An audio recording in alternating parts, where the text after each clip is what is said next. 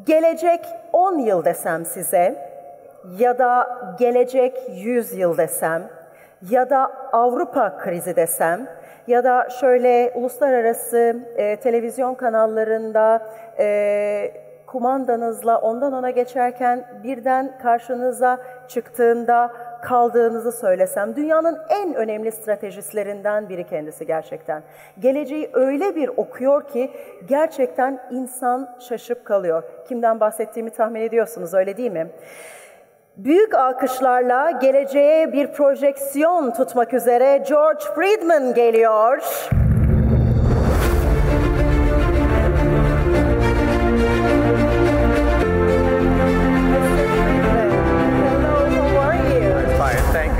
First of all, I would like to ask that, is this your first time in our country, in Turkey, in Istanbul? Oh, no, I've been here many times. Many times. It's a great pleasure to have you here, I have to say. And I believe most of us are a fan of your stuff. And we're trying to understand this crazy world through your books and through your words. What are you going to tell us today? I'm going to tell you that you are becoming a great power, and you will not like it. Oh, we're not going to like it? No. The United States doesn't like being The United States doesn't like it. Okay, we're going to listen to you carefully. Thank you once again. And here is your audience, Mr. Friedman, of course.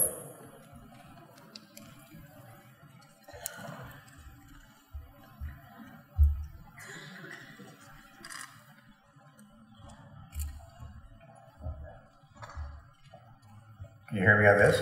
Okay. Firstly, let me thank you for inviting me to Istanbul again. It is, after Austin, Texas, my favorite city in the world. So I will invite all of you to Austin. A decade ago, 10 years ago, I published a book called The Next 100 Years. And in that book, I wrote something absurd, which is that Turkey is emerging as a great power. And people said to me, this is not possible, especially Turks. But it is possible, and it is happening. And I want to talk about not only how Turkey is emerging, but the price that Turkey will pay for being a great power. Because as an American, I can tell you, my children have all served in the military, in wars that we were not interested in, and we stayed home worrying about them. The price of being a great power is high. There's also a great price for not being a great power. So this is what I want to talk about, because it's in this context that we want to talk about the digital world. The digital world is not a world in itself. It is part of the global economy, the global military. It is part of our lives. It intersects everything. And my specialty is what's called geopolitics, and I will address that question. I want to begin by saying that 10 years ago, the idea that Turkey would sit at the same table with Russia, with the United States, with all of these countries, and speak as an equal, state what they wanted, be listened to, be disagreed with, that this was not likely. Turkey still thought of itself as it was after First World War, a weak power looking for someone to protect it, someone to guide it. 10 years even, now it is a different Turkey. It is a Turkey taking control of its borders, a Turkey choosing among potential allies. It is a Turkey that is being courted by other countries, hoping to make it ally. From my point of view, this is a healthy change for the world and a healthy change for the region. The Middle East has been in chaos. The British attempted to exploit it in Comet. The Americans attempted to exploit it in comet. We didn't do very well. Turkey lives here. We Americans will be delighted to see you try it. And I think you will do better. You're now experiencing many problems. You experienced economic problems in the last few years, very serious ones. You experienced an attempted coup d'etat in your country. You've experienced deep tensions within your society. And many people will look at Turkey and say, this is Turkey in decline. But it's exactly the opposite. Between 1861 and 1865, the United States fought a civil war in which 650,000 people were killed. So deep were the divisions in the United States that a reasonable person would say the United States could not continue to exist as a united country. Reasonable people would say that it's finished. 35 years later, after the end of the war, the United States produced 1/2 of all the manufactured goods in the world. So the United States went from a condition in which it was inconceivable that the Republic would survive to becoming the dominant economic force in the world.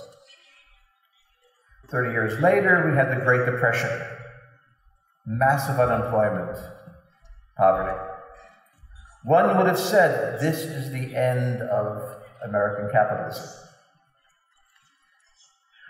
After World War II, the United States emerged as the overwhelming power, and to this day produces 25% of the world's GDP.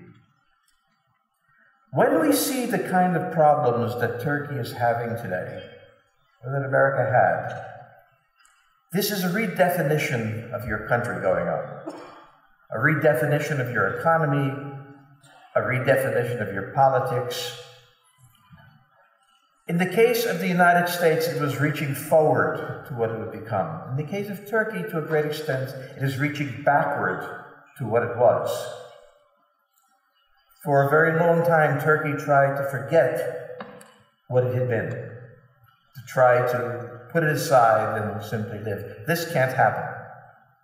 And one of the things that has happened under this government is that the past and the present are fusing together.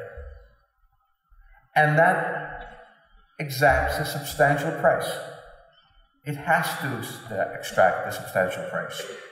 The price of determining your own fate is expensive.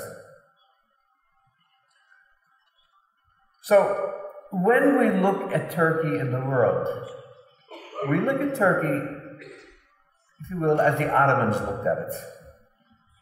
To the south of the Arabs, to the northeast is the Caucasus, to the north is the Black Sea and the Russians, to the northwest are the Europeans. And when the Ottomans asked the question, which way do we go? The answer was, we have no choice. They're all places where we have interests. These are all places where we have threats. We go in all directions. This is an enormous burden for a country to bear. Do not minimize the burden the United States has borne since World War II. Do not minimize the extent to which the American people are not happy with having to bear this burden. But the fact of the matter is that if you are to become a digital power, you must also become a political power and a military power. Because without that, there is no security, there is no safety, there is no nation with which you can build these things. So, when the Americans look at Turkey today as opposed to 10 years, we have a different conversation. Your president demanded that the United States leave the Syrian border and stop protecting the group that was there, the YPG. And the Americans said, sure, enjoy yourself, it's yours. One of the things that the Americans are in the process of learning are the limits of American power. We are obviously the most powerful nation in the world. We have the only global military. China cannot go to South America. The Russians have enough trouble dealing with Syria. We can go anywhere. The problem is that you should not go everywhere. You have to select something that you're doing. And we are now struggling with the question, what doesn't matter to us? During the Cold War, everything mattered. But the question for the United States today is, we cannot be constantly at war. So we have fought for 18 years in Iraq, in Afghanistan, in other countries, smaller measures. My own children, my daughter and my son-in-law, fought there. And as I said before, we spent sleepless nights. And what were we fighting for? Well, we weren't sure, but they attacked us on 9/11, and so obviously we have to invade somebody. We don't know who, but somebody. And what the United States has realized is that war cannot be a constant activity of the United States. Nor can the United States be responsible for bringing peace to the entire world. And that we must be very careful where we commit our forces. And this is one thing President Obama and President Trump believe in together. The difference is that President Obama said he would reduce wars, and Trump is doing that. But it is a general understanding in the United States that we do not want to take responsibility for the region. It is our expectation that countries like Turkey will take responsibility for the situation or live with the chaos. It's their choice. There's a second message that comes from the United States in this. We are the world's largest importing power, by far. The ability to be a customer is much more powerful than to be a salesman. We in business all know that. The most powerful tool we have is to say we will not buy from you. And this is the discussion that's going on with the Chinese now. The Chinese had a national strategy of exporting goods at lower prices than anyone else had. And what Trump is saying, that's fine, but we must be able to sell our goods to you. Well, China has difficulty with that because they are a weak economic country. They appear to be strong, but they're not nearly so strong. The United States has now turned to what we'll call economic warfare. Instead of sending the Marines, we simply say we're going to put sanctions on Iran, sanctions on Russia, sanctions on North Korea, tariffs on China. And this is how the U.S. is shifting. And this is the state, the condition which I expected. It was inconceivable that the United States would continue to take the role it had taken. It was exhausting us. And that leaves countries like Turkey in the position of no longer being able to depend on the United States, but also no longer being dictated to the United States. Now, this bothers the Americans because we would like to be able to tell you what to do, but not do anything ourselves. So who wouldn't?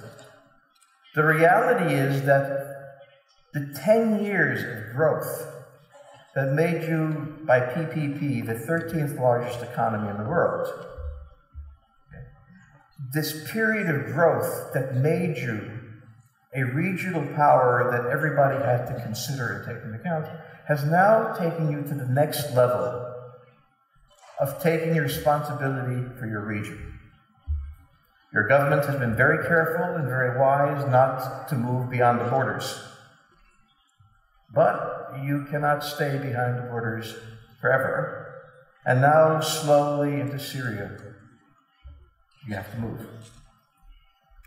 Not deep, not risky, but you begin the process. And as we Americans learned, once you begin this process, it gets bigger and bigger and bigger. The question is, where do you fit into the international system? Well, you have a number of potential allies and enemies. One of your dangers is Syria. You've had bad relations with Syria for quite a while. Russia saved the Assad regime. Russia is allied with the Assad regime. That means that Turkey and Russia, for all the things that are said publicly, are in tension with each other. Plus, I argue that Russia is a declining power. Russia is a third world power. It exports a single commodity, oil, and it cannot control the price of the commodity. So if the commodity falls in price, Russia internally staggers.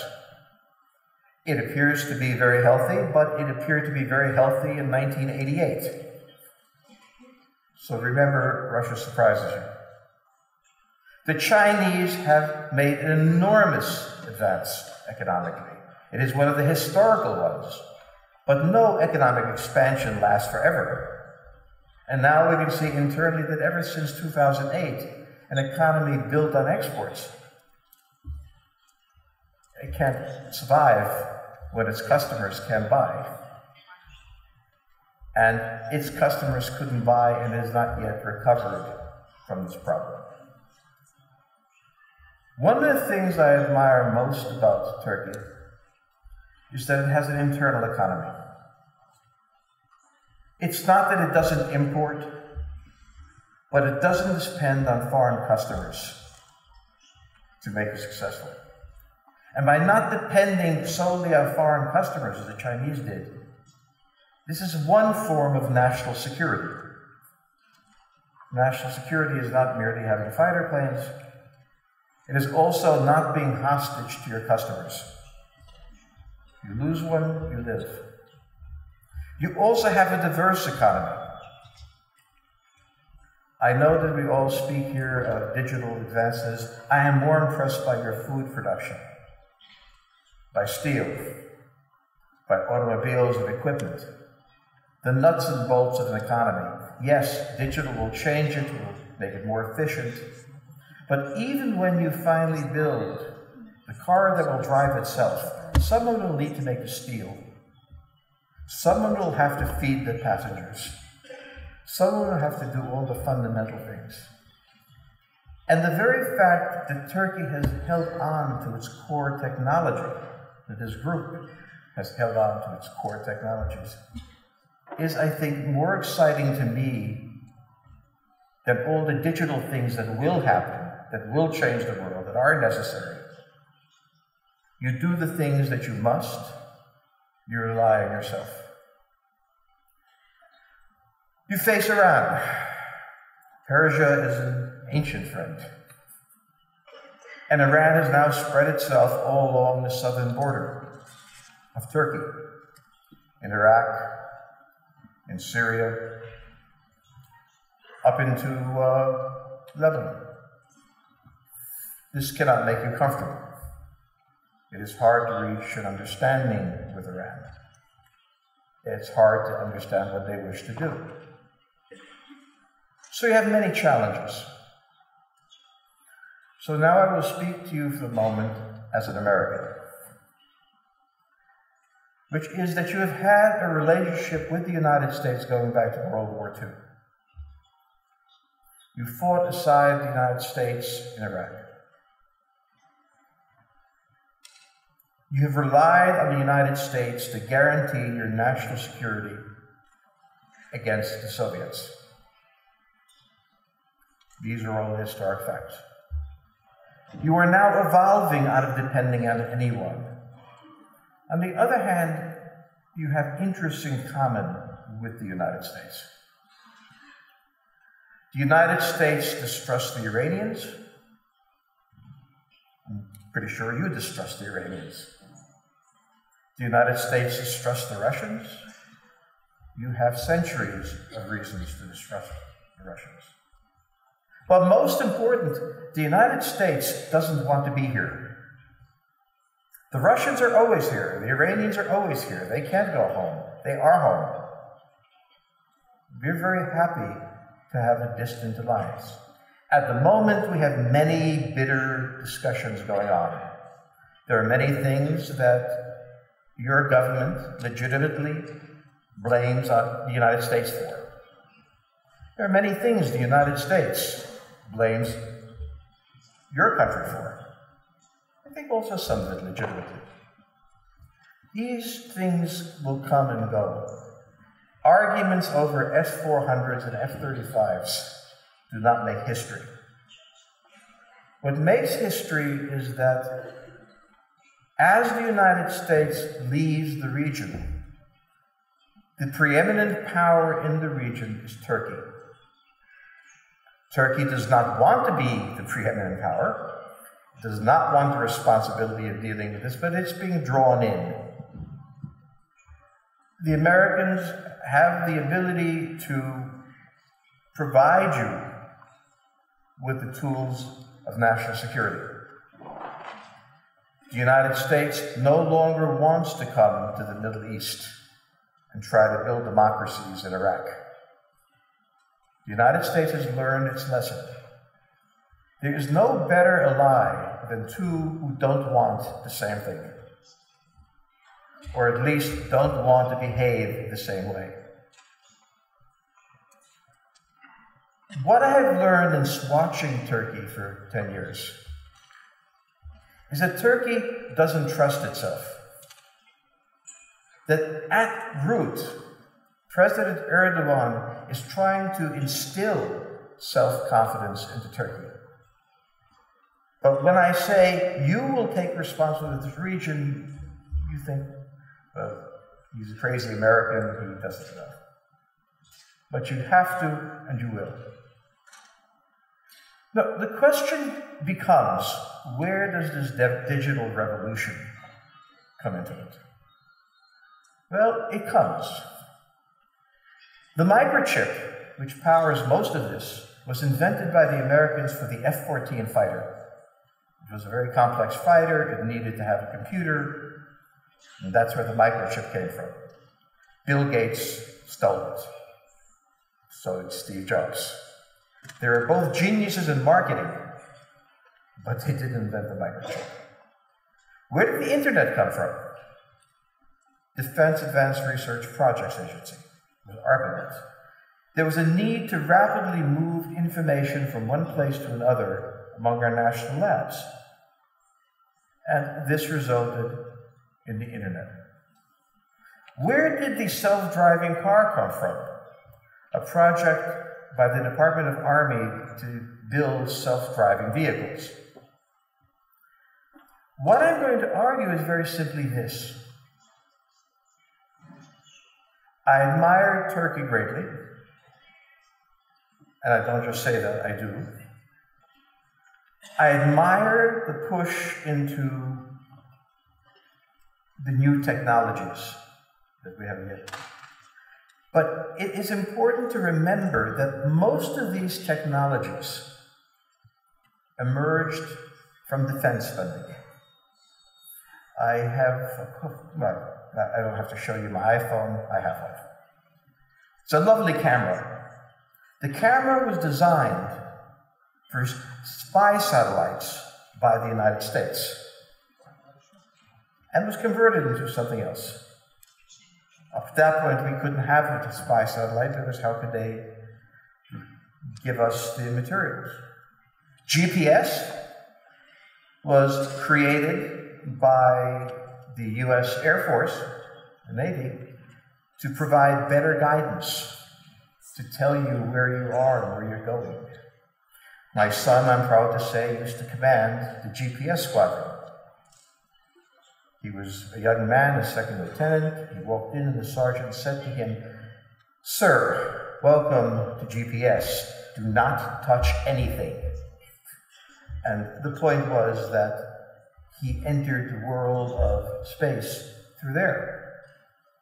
It was now on your iPhone. You do a Google map and you know where you are. It was designed for American troops. Many great developments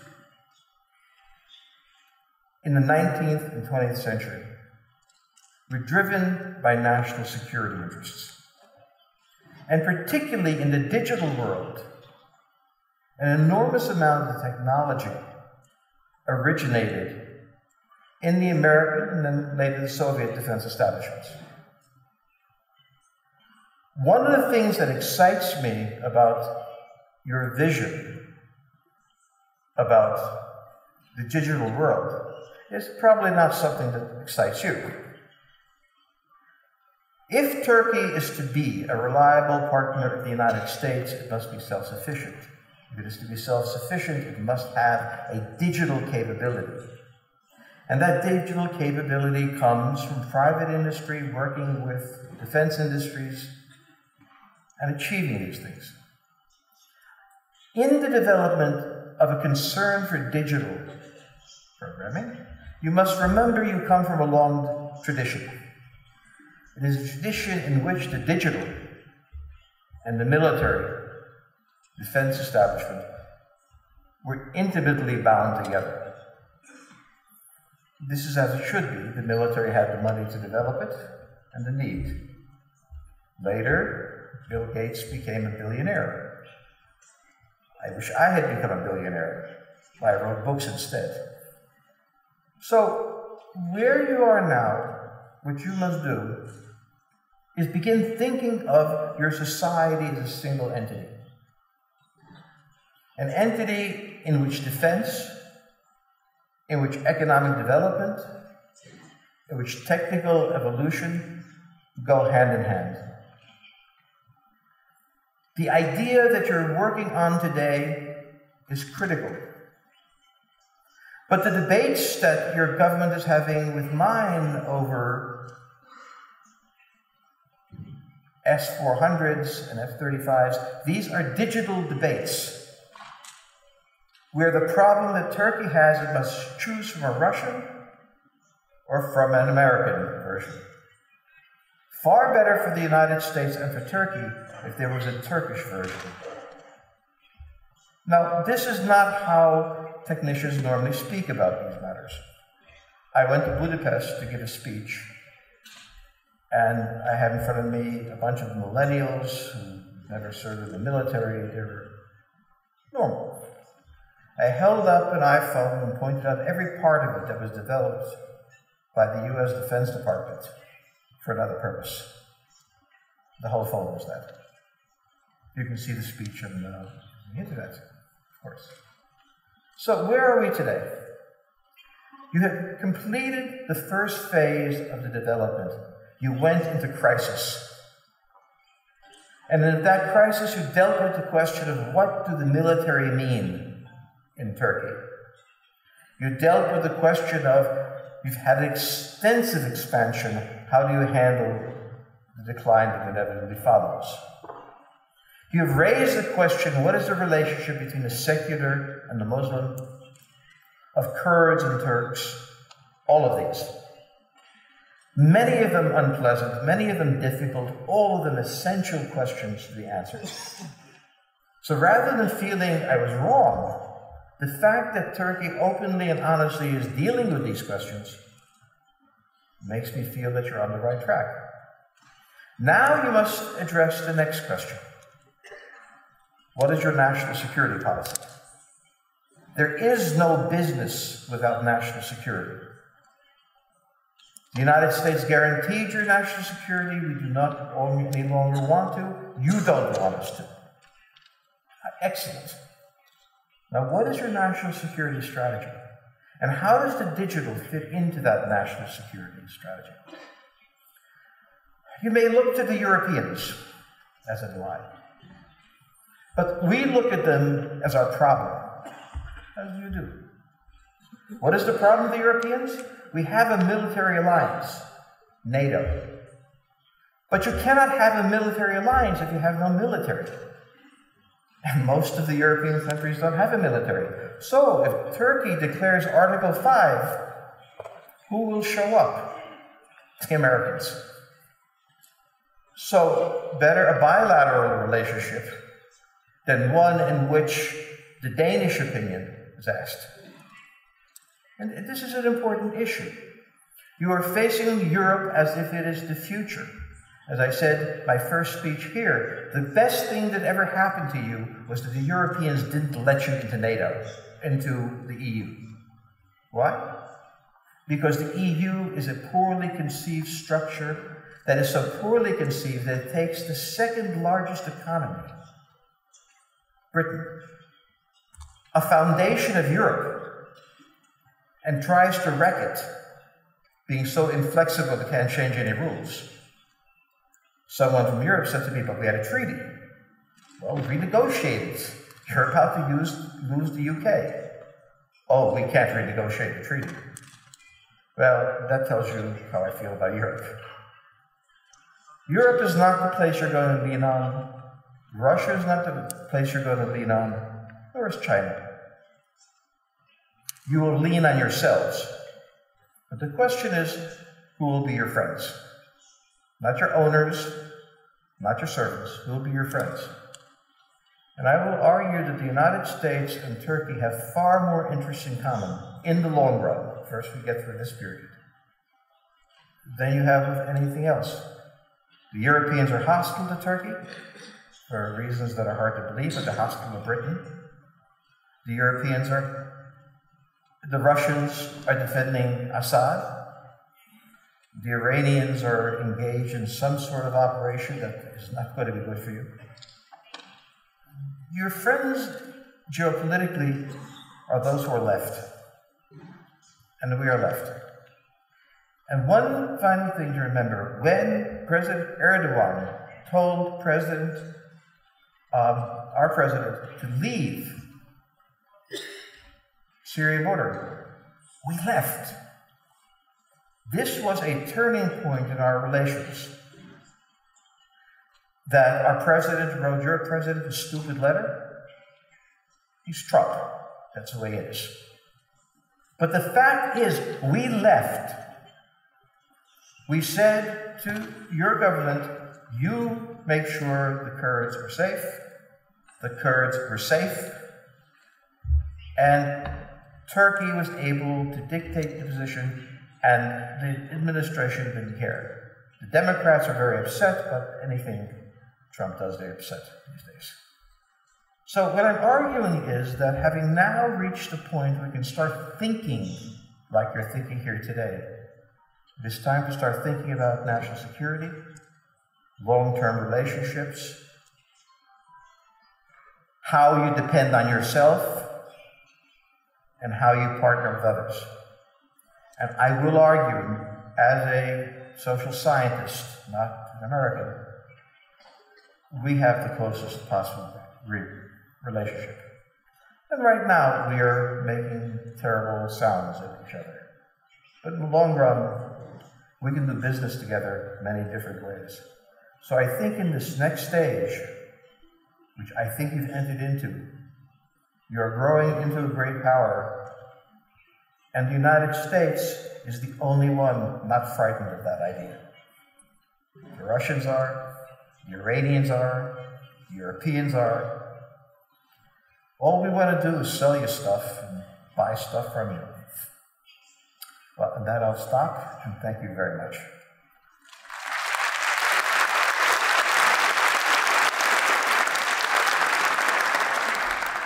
Mr. Friedman, can you please stay a little bit more with me on the stage, because Mr. Khan is going to present you a plaque, if it's possible. But first of all, I would like to ask you this.